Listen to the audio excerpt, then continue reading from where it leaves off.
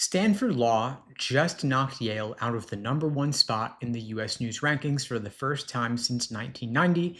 Yale had held that #1 spot for 36 years straight. And last year, Stanford placed 20th in actual big law hires. Fordham and GW, neither one in the T14, both put more graduates into top firms. And so if you're picking your law school based off the US News rankings, you're picking wrong.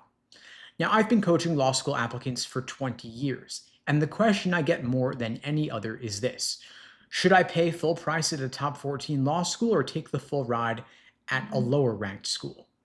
Now, today I'm going to walk you through exactly how I think about this with my students using real numbers from the ABA and the NALP. And I want to tell you about a student of mine who turned down a full ride to pay sticker at a T14, and what happened to her changed how I coach students through this decision. I'll get to her in a few minutes. But first, let's talk about what full price at a top 14 law school actually costs.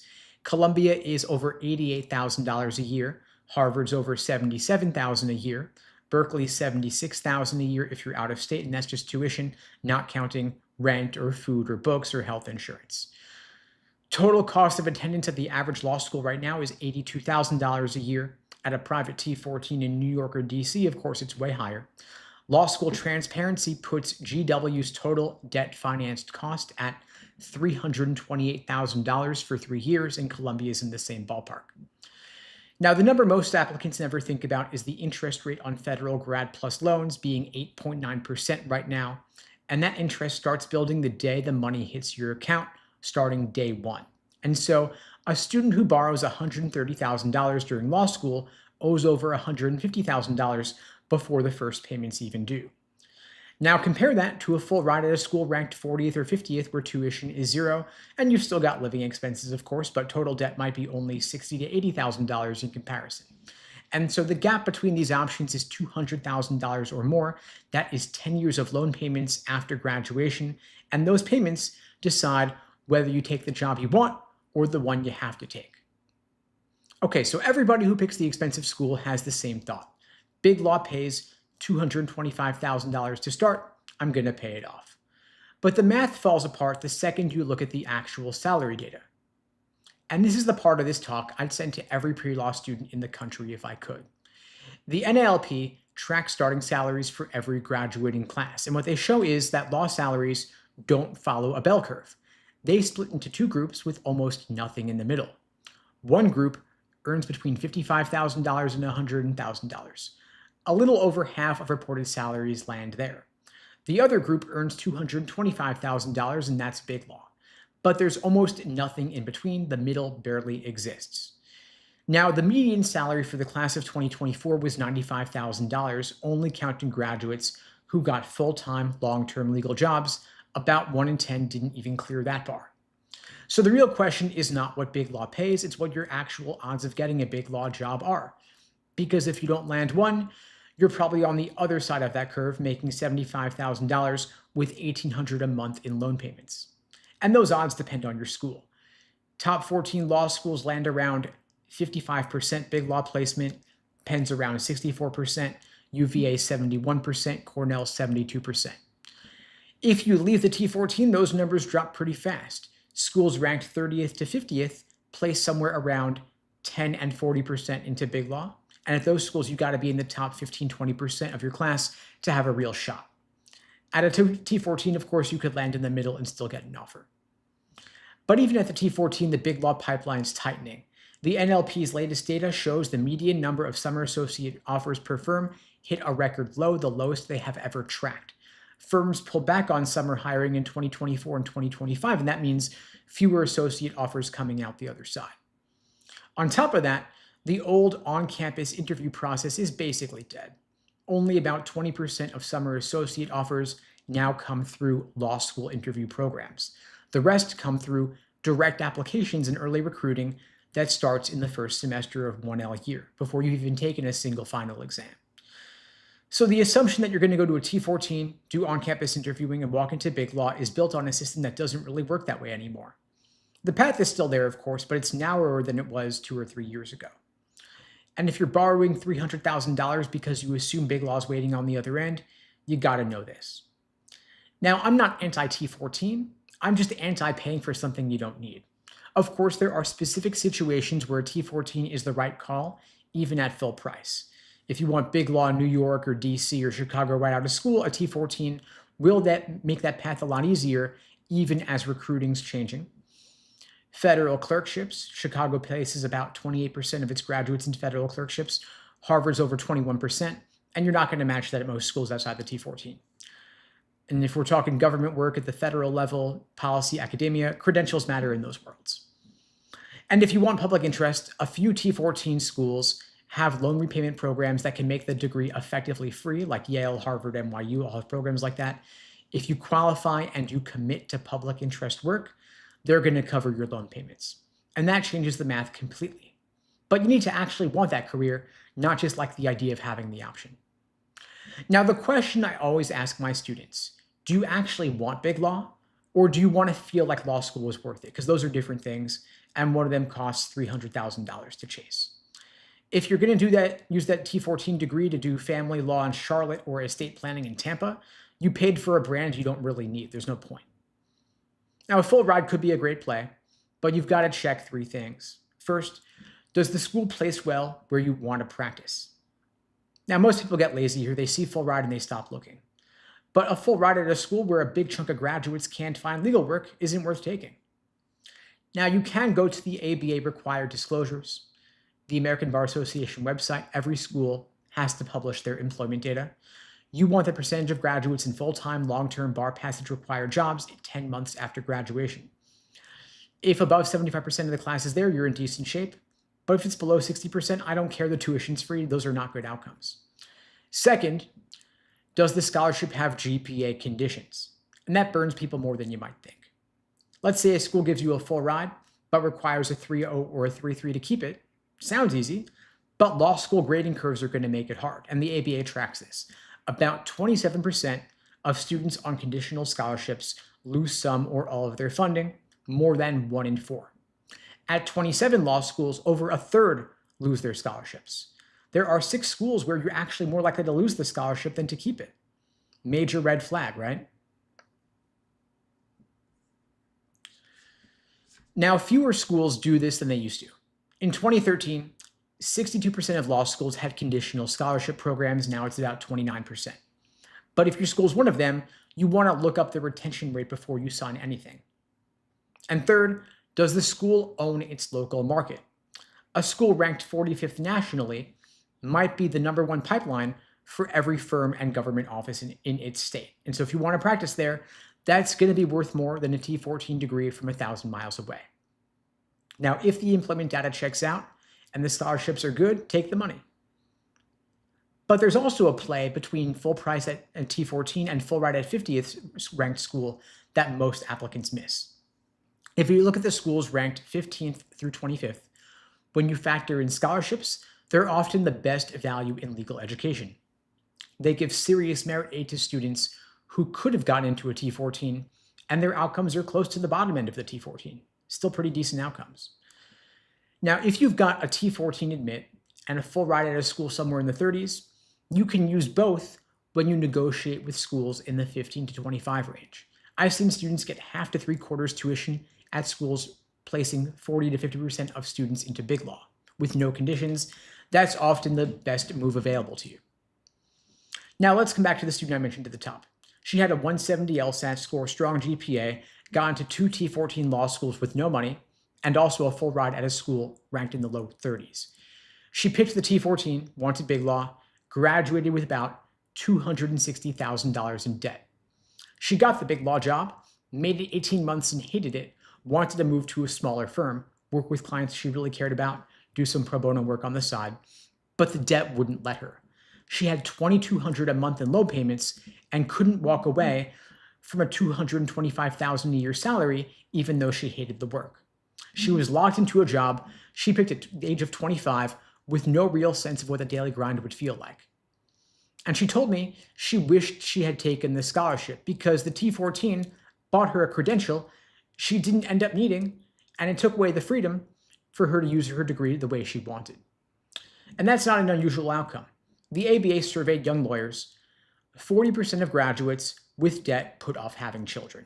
Over half put off buying a house, and 35% of borrowers who owed more than $200,000 walked away from public service careers they originally wanted because the payments made it impossible. And I've also seen the flip side. Students who took the full ride, graduated owing almost nothing, and picked the job they actually wanted.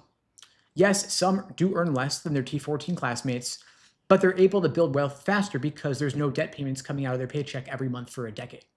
And they actually like their work, which matters more than most 22-year-olds realize when they're picking a law school. And so if you're facing this decision right now, do the math, pull up the ABA disclosures, run the law school transparency debt numbers, look at the median starting salary for that school, and see how long it takes to break even. And if a scholarship has GPA conditions, look up the retention rate. And if you're looking for guidance making these kinds of decisions, or you want guidance in bettering your LSAT score to get better offers from law school, I'm offering free LSAT tutoring lessons for everybody watching this now or later. The link to book that free tutoring lesson with me is unpluggedprep.com/start. Link is below the video on YouTube, pinned in the chat on YouTube, in my bio on TikTok and Instagram as well. That is an open offer for everybody watching this now or later. Happy to meet with you personally, help you out. And if you're just joining, I actually offer these live Q&As every single weekday, same time, same place, 2 p.m. Eastern, 1 Central, 11 Pacific, here on YouTube, TikTok, Instagram, wherever you're watching this. If you find this helpful, please spread the word. The only way this grows is through word of mouth. I don't do any advertising for these lives, and the algorithm doesn't really boost them because they can't run ads during them. So I do appreciate your support in spreading the word. I see a ton of questions here in the chat. I'll get to as many of those as I can. Just feel free to keep dropping those questions in.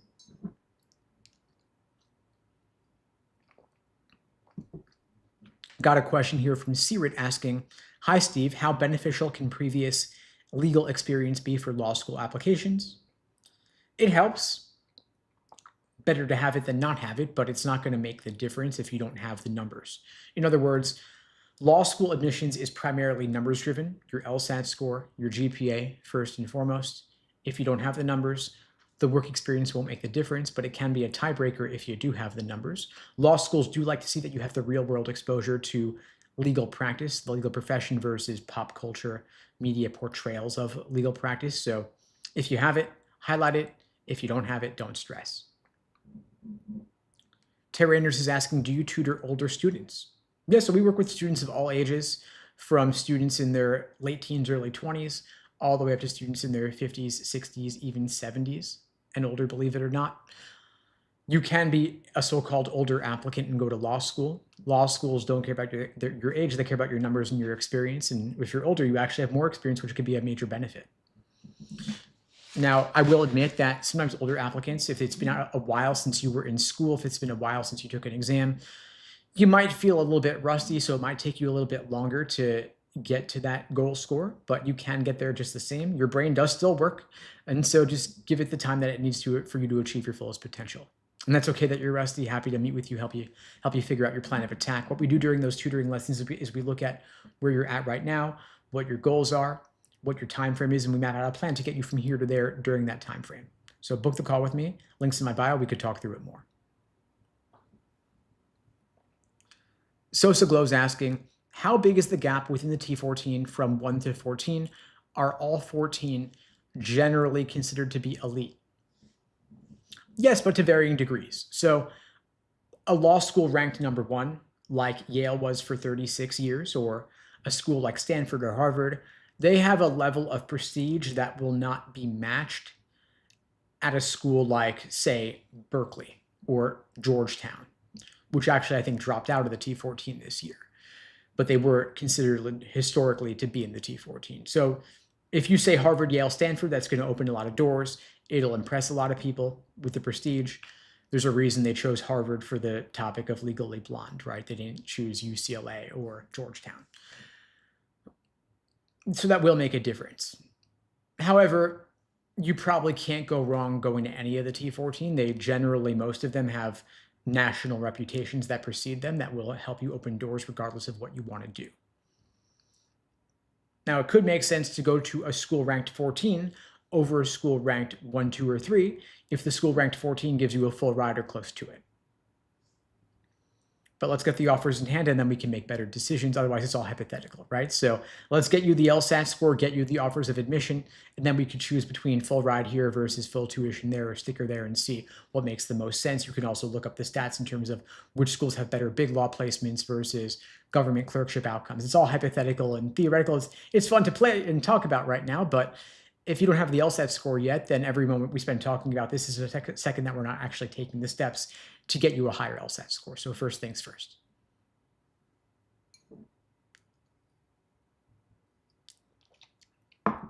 Brent asks, is OSU good even though I don't want to stay in Ohio? Most OSU grads do. So I'm guessing OSU stands for Ohio State University, I'm guessing there. I mean, is it good even though you don't want to stay there? Well, if you don't want to stay in Ohio, then OSU probably is not good for you.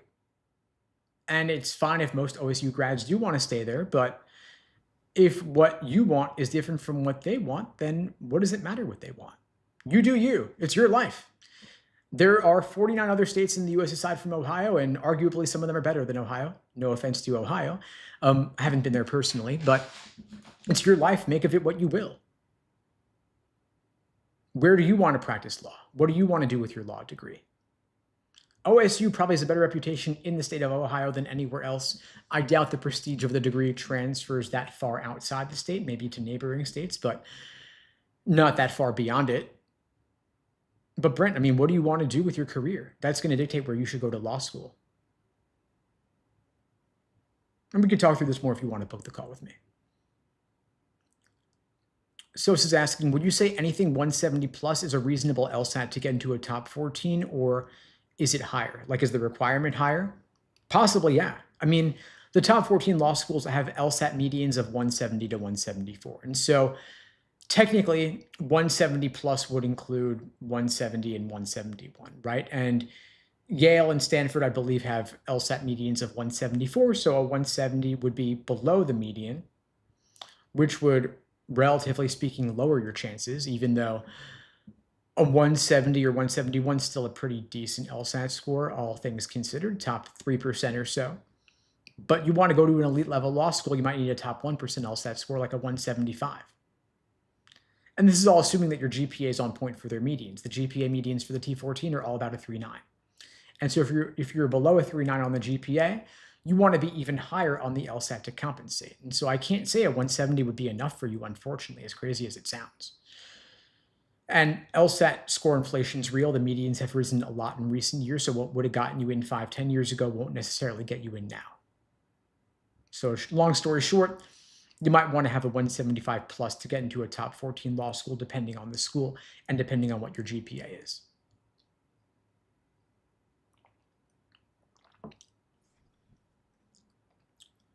Rocco Gikamo asks, how does someone who is highly emotional handle being in the courtroom? I want to be a lawyer, but, and then it trails off.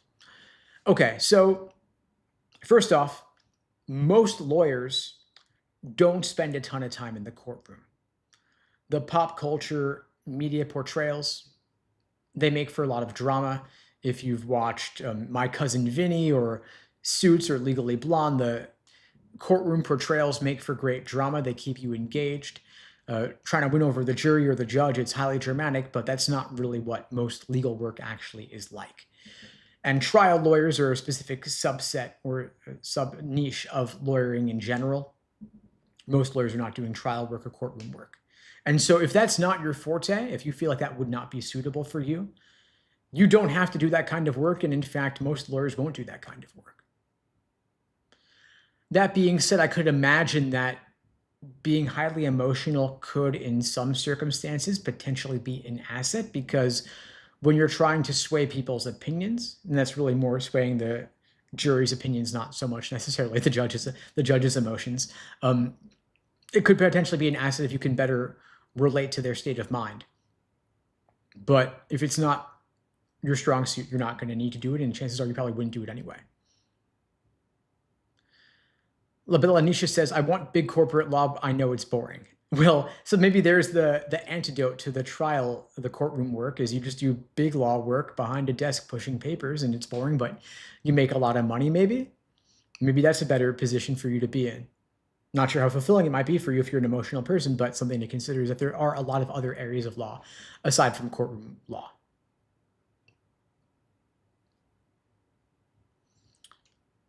Nesso is asking recommendations for a paralegal trying to balance studying for the LSAT after work at 5 p.m. So I've actually spent a lot of time working with paralegals on their LSAT prep over the years. You could imagine that probably the number one job people have before law school is being a paralegal. And so I've helped a lot of students put together study plans around this. And basically what we do is we carve out the time after work, we carve out the time before work and during lunch. If you have downtime at the office, that's great, of course. If you are commuting in person to work, my number one recommendation is don't try to go home and then study for the LSAT, because once you get home, you have all the distractions of the comfortable home environment, like the refrigerator, Netflix, family, roommate, significant other, what have you, a lot of distractions. Instead, I recommend doing your LSAT prep at a library or a coffee shop or at an empty conference room in your office before you get home, before the distractions and the relaxation kicks in. Do at least an hour or two of studying before you commute home.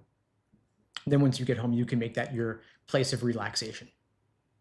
But don't get home and then try to study, because it's harder to make it happen. Jazz is asking, I haven't checked 509 reports yet, but do you think UCLA would entertain splitter applications? Well, every law school entertains splitter applications. Law schools love splitters, and the data shows it. I mean, they weigh LSAT scores more heavily than undergraduate GPAs. And a splitter, for those who aren't aware, is somebody with a high LSAT score and a low GPA. So yes, absolutely, you can offset a low GPA with a high LSAT if your GPA doesn't reflect your true potential, if you underperformed in undergrad relative to what you're capable of. Your LSAT score can set the record straight and improve your odds significantly. It's kind of crazy how a single day of 2.5 hours weighs more heavily than all of undergrad combined, but that's just how the game is set up, in part because grade inflation is ridiculous and law schools know that, so they take your transcript with a big grain of salt. The LSAT score, in contrast, is a more apples to apples comparison between students with different backgrounds. So don't worry, wherever you want to go to law school, UCLA or elsewhere, law schools will take your LSAT score seriously and give you the boost that you deserve based on it.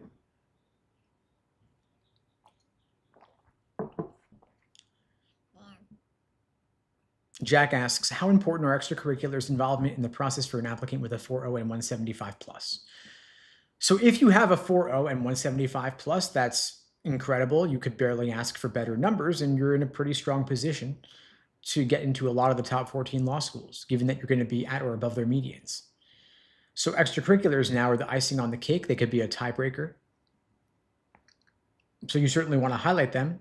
I would work on polishing your application, your resume and such. You've already got the numbers side of it pretty much taken care of. So just polish your essays. You got the whole summer for that. You can apply in the fall when applications open. Good luck. Jazz is saying, thanks, Steve. I'm planning on retaking. Just got to get this from the 155 to the 170s. Yep, that's the game now. Just get a higher LSAT score. And that's exactly where we come in. I mean, what we do is we focus on the LSAT because it's the biggest way to move the needle and increase your odds of getting into better schools, getting more scholarship money. And that's why I'm offering the free LSAT tutoring lesson for everybody watching this live now or later. If you want to talk through what it's going to take to get your score from your current starting point up to your goal score on your time frame whenever you're taking the LSAT, whether it's June or August or September, October or beyond, we can craft a personalized study plan to get you from here to there. And so what you could do is you could book a free LSAT tutoring lesson with me. The link to book it is unpluggedprep.com/start. The link is below the video on YouTube, pinned in the chat on YouTube, in my bio on TikTok and IG as well. Happy to help you out and talk you through your situation.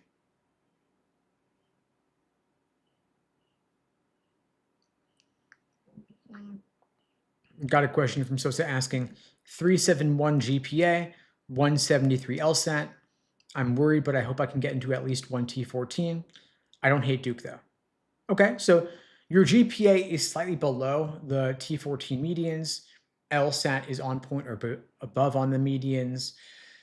So at this point, you have a couple of options. You could either retake the LSAT, try to squeeze out a couple more points, or you could focus on polishing your application essays. And no, it's not crazy to retake a 173. If you could get a 175, that would materially improve your odds. It would have a decent noticeable impact to improve your chances of getting in. 1 or 2 more points can make a difference, especially at that elite level. And the good news is, for those who aren't aware, that law schools don't average multiple LSAT scores. They only take the highest score on your record. And so there's no downside to retaking. If you do better, your higher score counts. If you do worse, no big deal. So there is no downside. And retaking the LSAT is more common than ever before because law schools only take the highest LSAT score on record, and because the LSAT's offered so frequently. It's gone from being offered 4 times a year to being offered 8 times a year. Nearly every month or two, there's another LSAT opportunity around the corner. Coming up, we've got the June LSAT in 2 months, the August LSAT in 4 months, then September, October, November for the rest of this calendar year.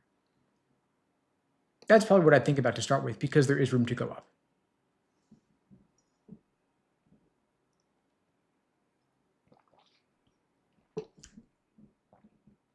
Jean is asking, in what year of undergrad should one start studying for the LSAT? Whenever you've got the time. I mean, is there a semester where you could take a lighter course load and then fill in that time with more LSAT prep?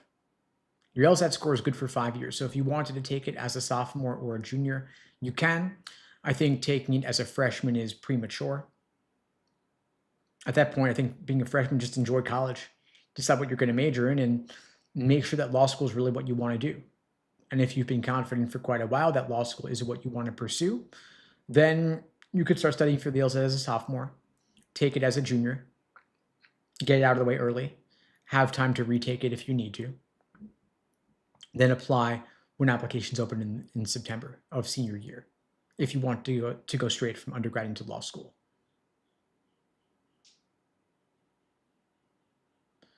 Ali's asking, what is big law like, and why do they have such a high turnover rate?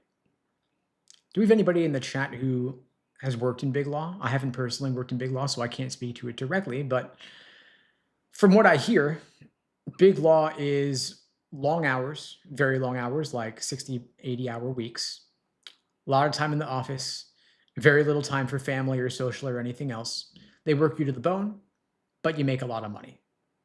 And the reason they have a high turnover rate is because people get burnt out. Because you might make a lot of money, but you don't have a lot of time to enjoy the money that you're making. As David says, I've been told it's pretty demanding. Yeah, exactly. So it has a high turnover rate because people hate it and they get burnt out and they want to actually enjoy life and do something else. And so you can save up some money for a while, but eventually you get sick of it and realize there's more to life than that. And there are some people who are just built for it and are happy doing it for their careers, and that's fine. Nothing wrong with that. But I think most people end up wanting to do something different after a certain period of time, and so they pivot, they switch.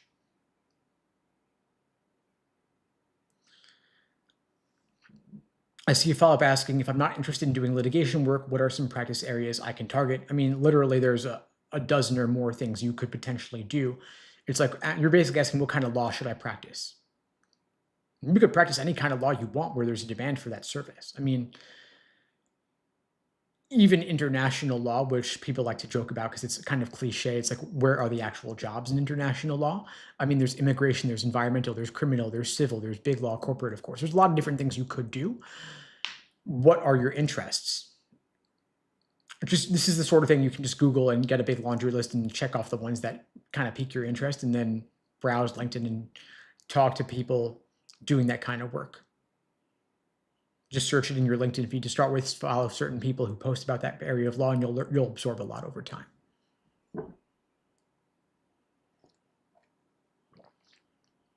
Jack asks, if I'm interested in HYS, meaning Harvard, Yale, Stanford, with a 4.0 GPA and 175 plus LSAT, would you recommend working for a few years first? If you've already got the killer stats, I don't see a reason to work first, because your numbers alone should get you into a lot of the T14. And I think it's worth shooting your shot for Harvard, Yale, Stanford as well. If you don't get in and it's that or bust, meaning you would only go to law school if you could go to one of those three, then yeah, take a gap year or two. But I think your numbers are sufficiently strong that it's worth just applying now and seeing what happens. Because the thing is, if you take gap years, every gap year you take now is a year that you're making your current earnings in your current situation versus another year building your career on the opposite end with the JD from a top ranked school. So I'd say no, don't take a gap year. The situation in which I often recommend taking gap years is when you have not yet achieved your goal LSAT score and you would benefit from having the time to study a bit more for the LSAT. But if you've already gotten a 175 plus LSAT, I don't see a reason to delay. You're always asking, is this only for pre-law students? So this live is, I'm specifically looking to help pre-law students because that's who I'm personally best equipped to help, in particular with advice on LSAT and law school admissions. So those are the kind of questions I could best answer, but you're welcome to stick around, and if you have a question I can answer, I'll do my best. Brutal is asking, is attending a lower ranked law school, local law school, a good idea if I plan on staying and working local? Or should I consider higher ranked schools in the state? Solid question. There is reason to go to, if you want to stay local, there's reason to go to strong ranked regional schools that have a good reputation in your area, meaning in your state or in your tri-state area, for example. And it could even be better to go to a lower ranked school for a full ride. The point being, I would just have a major split between going to a nationally recognized top 14 law school and paying a lot more money versus a lower ranked law school where you can get more scholarship money and maybe even a full ride. But if you're distinguishing between high ranked state specific and low ranked local, also state specific, that becomes a bit of a tougher decision. The question then becomes, how much will the prestige locally help you with your particular career goals? But in many cases, broadly speaking, it's worth choosing the school where you can get more scholarship money when you're staying local regardless.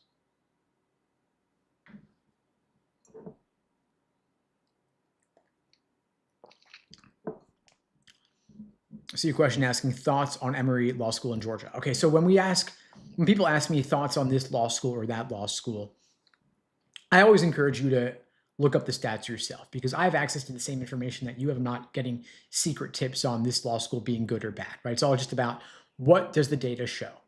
What are their bar passage rates? What are their employment outcomes? What percentage of their graduates have a job that requires a JD 9 months after graduation? What percentage of the graduates pass the bar exam in 1 or 2 years? What percentage of the graduates get placed in big law jobs? You could see all of this for yourself in the ABA required disclosures. Just Google X Law School 509, and you'll be able to look up this data for yourself, and you'll get a sense of what are the typical or expected outcomes for a graduate of this law school. And then you see, okay, well, if a lot of their graduates have outcomes that I also want to have, maybe it's a good law school to go to. Or if in contrast, if this law school has worse outcomes for their graduates relative to others, then maybe my outcomes are not going to be as good and I should choose to go elsewhere.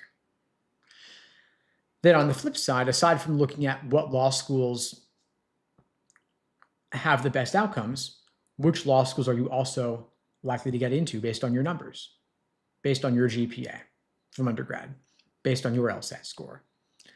And if the law schools that you could only get into would be law schools with pretty poor outcomes, then the advice would be to raise your numbers so that you can get into better law schools that have better outcomes. And of course, your GPA is probably pretty fixed at this point. Most people watching these lives are already finishing up college or graduated college already. If you're earlier in the process, you still have room to improve your GPA. But if you're already pretty much wrapping up the GPA side of things from undergrad, then the big metric you still have room to impact is your LSAT score.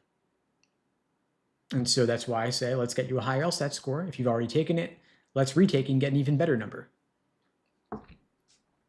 And by the way, folks, for those of you who are just joining the live, I do these every single weekday, same time, same place, 2 p.m. Eastern, 1 Central, 11 Pacific, here on YouTube, TikTok, Instagram, LinkedIn, wherever you're watching this. I don't do any advertising for these lives, and the algorithm doesn't really boost them because they can't run ads during them. So I do appreciate your support, spreading the word, sharing this to your socials on TikTok or sharing it to group chats, Facebook groups, Discord servers. The more this grows, the more I can expand it over time. I do appreciate your support.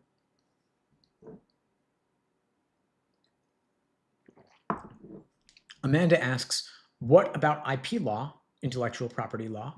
What should most people know about it? That's a good question. What should most people know about IP law? I mean, when I think about IP law, I think about the fact that all the AI chatbots are kind of sucking up everyone's data and using it to train their models and not compensating people for that. So we can probably expect some lawsuits involved there, suing these big companies like ChatGPT to get some compensation for them using people's intellectual property without permission. That's one thing I'll say. That AI problematizes the whole idea of IP, and there's certainly a lot of law to be worked out there. That's not going anywhere anytime soon, so probably a growing area I would expect. But I'm just speculating here. I don't know more than that, to be honest. I would say, just as I told Ali, talk to people practicing IP law and see what they have to say. LinkedIn kind of flattens access where it's very easy to get in touch with current practicing attorneys in any given area of law and see what they have to say about where the field's going.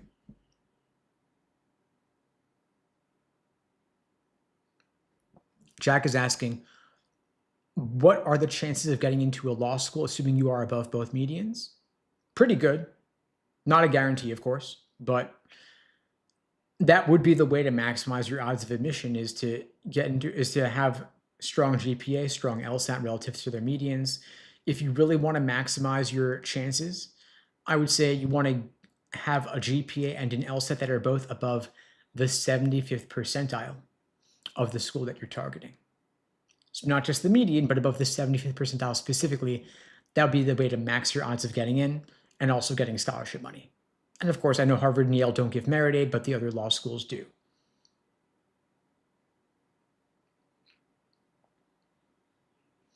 Ali's asking, if you go to a low-ranked law school in a big city, wouldn't it be harder to get a job after graduation because of other high-ranked schools in the area? Maybe. Depends on what kind of law school you're looking to go to, what kind of job you're looking to get after graduation. Now, the benefit is, if you go to a lower-ranked law school, my assumption would be that you would have been able to get more scholarship money by choosing a low-ranked school with strong numbers. And so you have the benefit upon graduating that you have avoided taking on as much debt as those who went to higher ranked schools. And so you have more flexibility in choosing where you want to work upon graduation. In other words, you would not have to choose a job solely based on the salary they're offering you. You would be able to choose a lower paying job in what you truly want to do. But yes, when you go to higher ranked, more prestigious schools, you will have more and higher paying job offers on average because of the prestige of the school, and that's the trade-off that you're making.